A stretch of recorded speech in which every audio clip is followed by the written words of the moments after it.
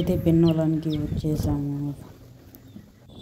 అలాగే బగరికొండ వైపు వెళుతున్నాము. ఇక్కడ రాక్షస పందిని నరసింహస్వామి వారు సంహరించినట్టు, కోసి కుప్పలేసినట్టుగా ఉంది. అటువైపే వెళ్తున్నాము. చూడడానికి ఇక్కడ ప్రకృతి చాలా అందంగా ఉంది ఫ్రెండ్స్. క్లైమేట్ చాలా బాగుంది. చాలా ఇక్కడ ఉండబుద్ధి అవుతుంది ఫ్రెండ్స్. ఇంకా రావాలని బుద్ధి పుడుతుంది. అంత సుందరంగా ఉంది. లోపలికి వచ్చేళ్ళకి పార్కు మాదిరి ఉంది. ఇక్కడే చెంచులక్ష్మి అమ్మవారు నరసింహస్వామి వేటకి వచ్చారు ఫ్రెండ్స్, బగరికొండ వనానికి.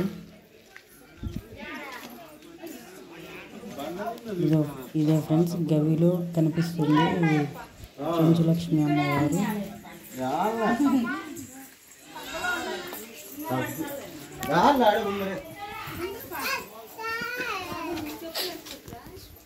నరసింహస్వామినా చెంచులక్ష్మి లక్ష్మీదేవినా గుహ.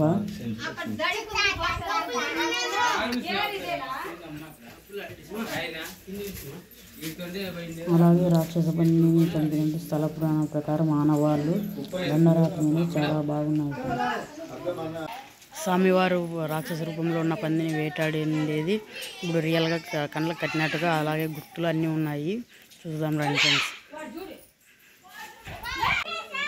ఇదే ఫ్రెండ్స్ చెంచులక్ష్మి అమ్మవారు నరసింహస్వామి బగరికొండపై వేటకి వచ్చారు. రాక్షస రూపంలో ఉన్న పందిని చూసి దాన్ని బల్యంతో తరుముకుంటూ వెళ్ళారు ఫ్రెండ్స్. ఆ గుర్తులు ఆనవాళ్ళు ఇప్పటికీ కూడా ఉన్నాయి.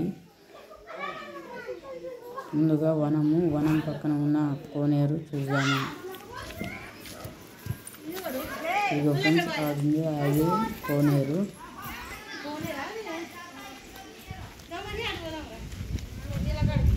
ఈ కోనేరు చాలా అందంగా ఉంది. ప్రకృతి మధ్య ఒడిగా ఎంత బాగుంది ఫ్రెండ్స్. ఇక్కడ చూడడానికి చాలా మంది వస్తుంటారు. అలాగే పల్లెటూరు వాళ్ళు, అంటే పల్లెటూరు పక్కనే కాబట్టి ఇక్కడ గొర్రెలు కాసే వాళ్ళు ఎక్కువ వస్తుంటారు.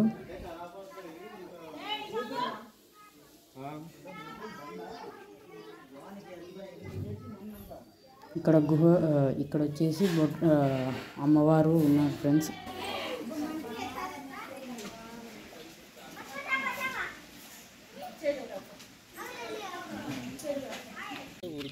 ఇదే ఫ్రెండ్స్ పంది వేటాడేటప్పుడు స్వామివారి పాదాలు, అలాగే అటువైపు పంది పాదాలు కూడా ఉన్నాయి. చూసేయండి ఫ్రెండ్స్. ఇవన్నీ జారిపోయిన అడుగులేవు. పంది పాదాలు ఇదే ఫ్రెండ్స్ పంది పాదము.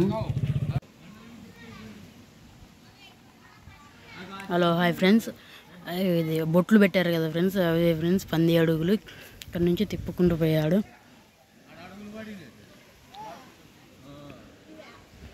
ఇక్కడ ఉండే చెట్టుకి చాలా ముడుపులు కట్టారు కదా ఫ్రెండ్స్. ఇక్కడ చాలా ముడుపులు కట్టారు. అలాగే ఆ కొండ దాని లోపల స్వామివారు దానికి రాతికి తగలగానే రాయి అనకపోయింది ఫ్రెండ్స్. చూసేయండి. ఇదే ఫ్రెండ్స్ లోపల చూస్తున్నది బండరాయి. హలో ఫ్రెండ్స్, నరసింహస్వామి పందిని వేటాడేటప్పుడు అనుకోకుండా ఈ రాయి తగిలినాడు. దానివల్ల అట్లయింది friends.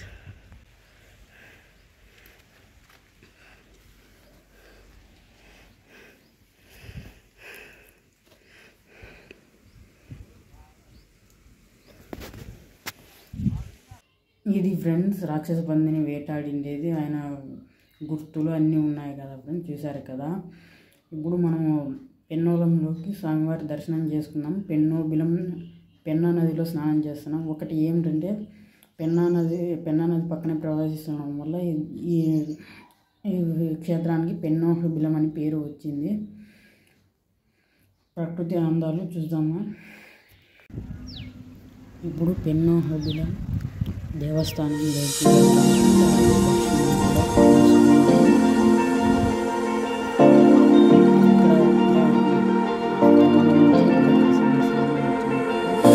You've been been shattered, you've been broken down. Heart is beating, still won't make a sound. You're my shooting star. Hello, ఇదే పెన్నా నది. ఈ పెన్నా నదిలో చాలా బాగుంటుంది. ఈ పెన్నా నది ఉధృతి చాలా తక్కువగా ఉంది. ఇందులో స్నానం చేసి దర్శనానికి పోవలసి ఉంటుంది. ఇందులో జలపాతము చాలా బాగుంది. నీరు తుంగభద్ర నది నీళ్ళు పెన్నా నది పిలుస్తారు.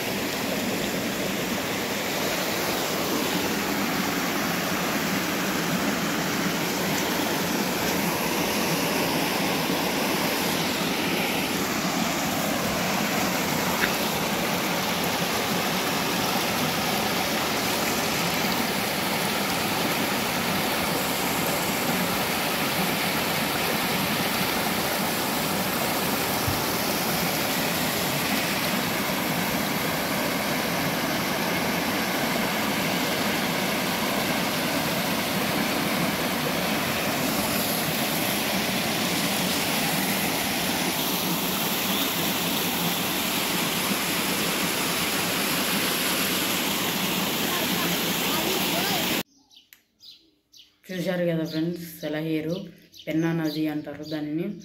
పెన్నా నదిలో స్నానం చేసి దర్శనానికి పోవాలి ఫ్రెండ్స్. అలాగే దర్శనానికి పోదామా? ఇప్పుడు నదిలో స్నానం చేసి దర్శనానికి పోతున్నాము. ఇదే ఉత్తర ద్వారము. ఉత్తర ద్వారం ద్వారా వెన్నోహలేశ్వర దేవస్థానం ఇక్కడ ఎంట్రన్స్.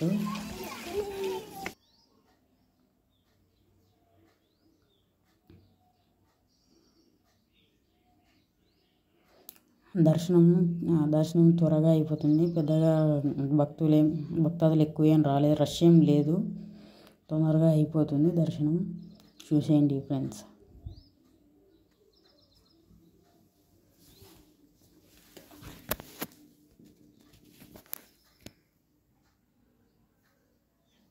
ఉత్తర ద్వారం ద్వారా పోతున్నాము.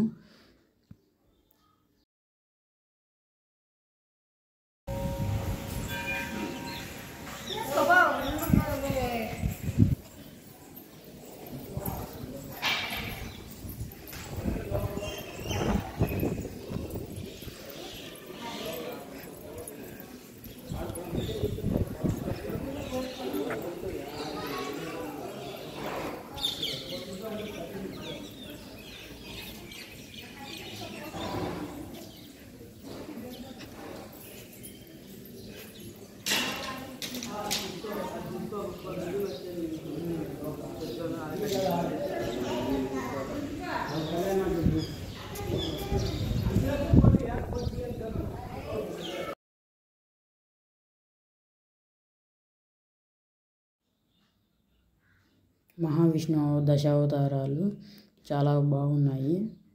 పెయింటింగ్ చాలా బాగా వేశారు. చుట్టూ తిరిగేసి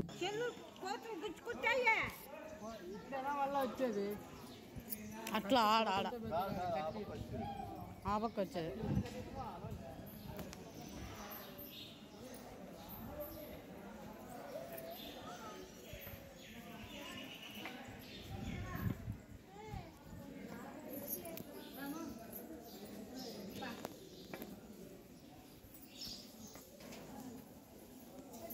దర్శనానికైతే వెళుతున్నాము. దర్శనం పెద్దగా రద్దీ ఏం లేదు, తొందరగా వెళ్ళిపోవచ్చు.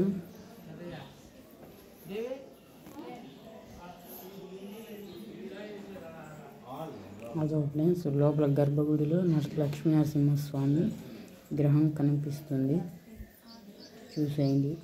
లోపల వాళ్ళ చూసారు కదా ఫ్రెండ్స్, దర్శనం అయిపోయింది ఫ్రెండ్స్. ఇప్పుడు ముందుగానే వెళ్ళిపోతున్నాము. ఈ వీడియో చాలా నచ్చింది అనిపిస్తుంది ఫ్రెండ్స్. లైక్ చేయండి, షేర్ చేయండి, కామెంట్ చేయండి. Please to subscribe.